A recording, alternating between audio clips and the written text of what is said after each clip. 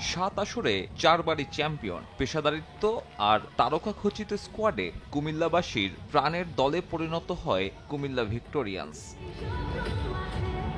রাজনৈতিক পালাবদলে আর নেই কুমিল্লা ভিক্টোরিয়ান্স।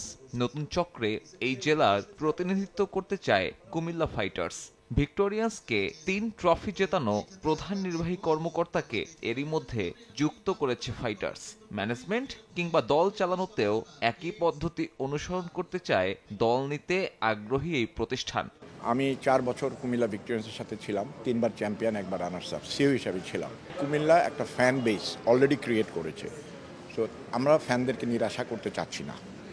ফিনান্সিয়ালির কথা বলেছি এবং সর্বোপরি ম্যানেজমেন্টে তো আমি নিজেই দক্ষ এবং কুমিল্লায় যারা আগে কাজ করছে তাদের মধ্যে থেকে যারা আরও প্রফেশনাল তাদেরকে নিয়ে আসবো, নতুন ইনক্লুশন হবে।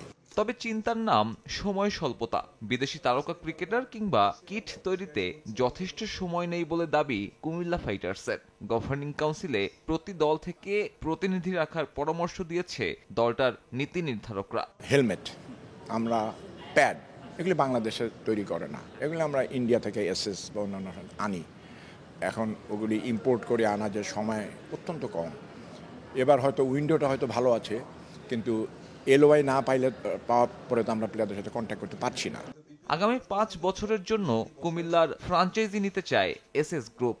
এরই মধ্যে পূরণ করেছে গভর্নিং কাউন্সিলের প্রাথমিক সব শর্ত। ক্রীড়া সংশ্লিষ্টতা থাকায় পাচ্ছে বাড়তি আত্মবিশ্বাস। কুমিল্লাবাসীকে নিরাশ করতে চায় না কুমিল্লা ফাইটার্স। অন্যান্য দলের আছে কিনা জানি না, কমপ্লিট একটা স্ট্যান্ডিং অপারেটিং প্রসিডিওর আছে যে এলওআই পাওয়ার পরের থেকে ড্রাফট পর্যন্ত আমরা কি করব, চেক লিস্ট আছে। ড্রাফট থেকে খেলা পর্যন্ত কি করব, খেলার সময় কি করব, একটা ম্যানুয়াল আছে।